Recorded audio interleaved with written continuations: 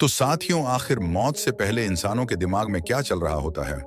तो साथियों, न्यूरोसाइंटिस्ट हिमो बोरहीन उस वक्त हैरान रह गईं जब उन्हें यह एहसास हुआ कि इंसानों को इस बात की लगभग कोई जानकारी नहीं है कि जब कोई इंसान मरता है तो उसके दिमाग में क्या चल रहा होता है। और न्यूरोसाइंटिस्ट हिमो बोरहीन ने बीबीसी मुंडो से कहा है कि हम चूहों पर प्रयोग कर रहे थे और सर्जरी के बाद उनके दिमाग से होने वाले रिसाव पर नजर रख रहे थे और अचानक उनमें से 2 चूहों की मौत हो गई। और इसी वजह से हिमो को उन चूहों के दिमाग में मौत की प्रक्रिया पर नजर रखने का मौका भी मिल गया था। और न्यूरो साइंटिस्ट हिमो बोरहीन ने बताया है कि उनमें से एक चूहे के मस्तिष्क से सेरोटोनिन नामक केमिकल का भारी रिसाव हुआ था।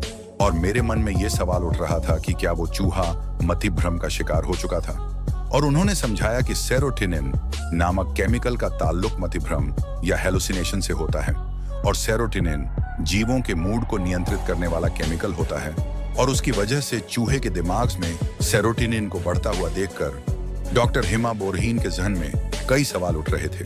और इसके बाद डॉक्टर हिमो बोरहीन ने इसके बारे में पहले से मौजूद जानकारियों पर रिसर्च करना शुरू कर दिया था। और डॉक्टर हिमो बोरहीन ने सोचा कि सेरोटोनिन नामक केमिकल के रिसाव के पीछे कोई तो वजह होगी।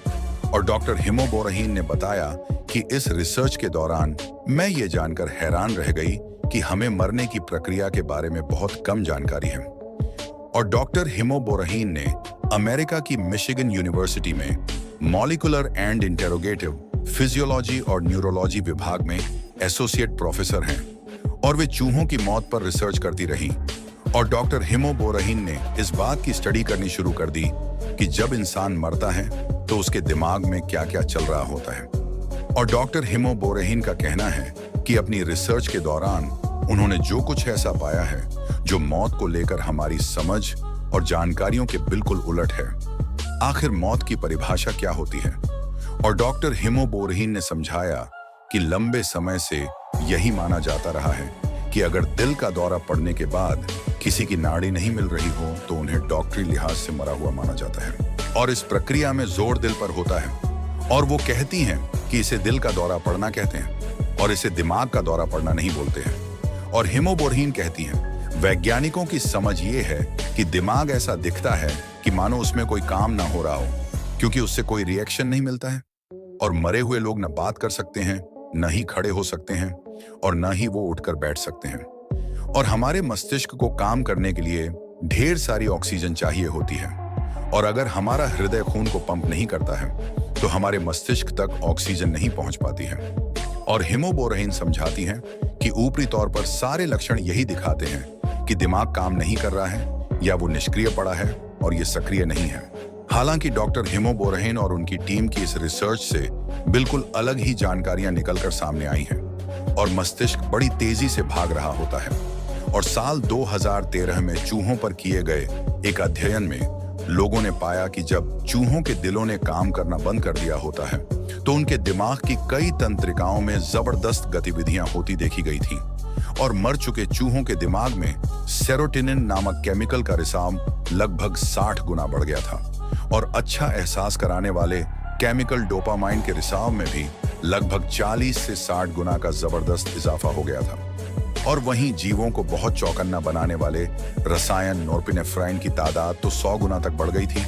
और हिमो बोरहीन कहती हैं कि जब कोई जानवर जिंदा होता है तो उसके मस्तिष्क में इन केमिकल्स की इतनी ज्यादा तादाद में होना लगभग नामुमकिन होता है। और साल 2015 में उस टीम ने मरते हुए चूहों के दिमाग पर की गई एक और स्टडी के नतीजे प्रकाशित किए थे। और दोनों ही मामलों में 100% जानवरों के मस्तिष्क में जबरदस्त गतिविधियां होते हुए रिकॉर्ड किया गया था और दिमाग बहुत तेजी से भाग रहा था। और उनकी मौत के वक्त उनका दिमाग बेहद ही सक्रिय था। और साल 2023 में हिमा बोरहीन और उनकी टीम ने एक और रिसर्च पेपर प्रकाशित किया था। और यह रिसर्च 4 ऐसे इंसानों पर की गई थी जो कोमा में थे और उनकी धड़कनें लाइफ सपोर्ट सिस्टम के भरोसे चल रही थीं। और इन मरीजों को इलेक्ट्रोएन्सेफेलोग्राफी के इलेक्ट्रोड या प्लेटें लगाई गई थीं ताकि उनके मस्तिष्क की गतिविधियों को रिकॉर्ड किया जा सके।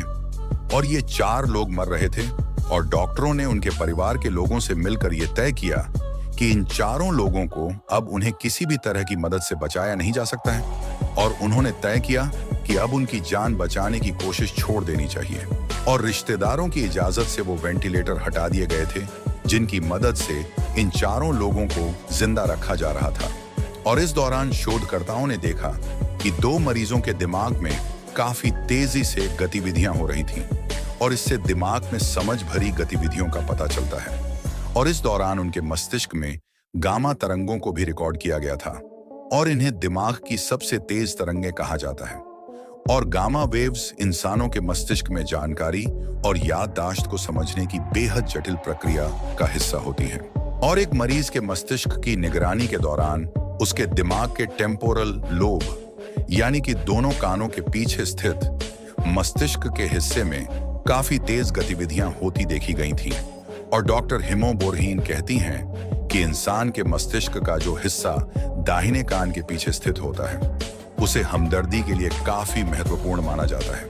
और बहुत से मरीज जो दिल के द्वारा पड़ने के बाद भी बच जाते हैं और जो लोग मौत के बेहद करीब पहुंचने के तजुर्बे से गुजर चुके होते हैं वो बताते हैं कि उस तजुर्बे ने उन्हें बेहतर इंसान बना दिया है और अब वो दूसरों के प्रति ज्यादा हमदर्दी महसूस करने लगे हैं।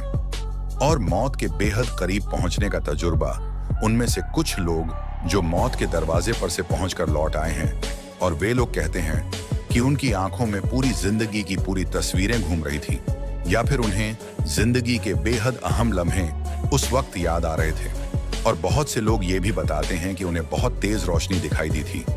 और वहीं कुछ लोगों का ये भी दावा है कि उन्हें ऐसा लगा कि वो अपने शरीर से बाहर निकल गए हैं और दूर खड़े होकर सब कुछ देख रहे हैं।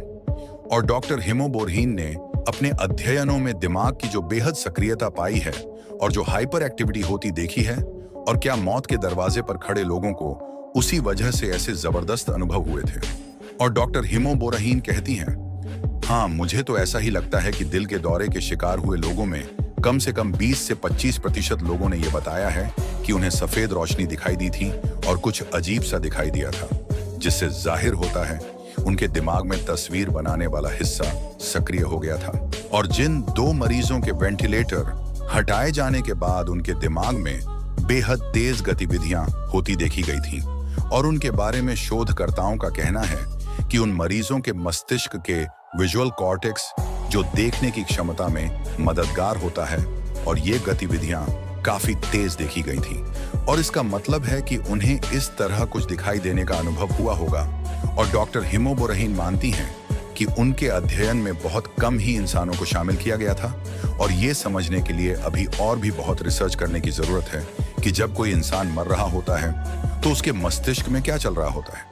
हालांकि इसके बारे में 10 साल से भी ज्यादा रिसर्च करने के बाद डॉक्टर हिमो बोरहीन के लिए एक बात तो बिल्कुल साफ हो गई है कि मुझे लगता है कि जब दिल का दौरा पड़ता है तो मस्तिष्क शांत नहीं होता है बल्कि वो बेहद ही एक्टिव हो जाता है।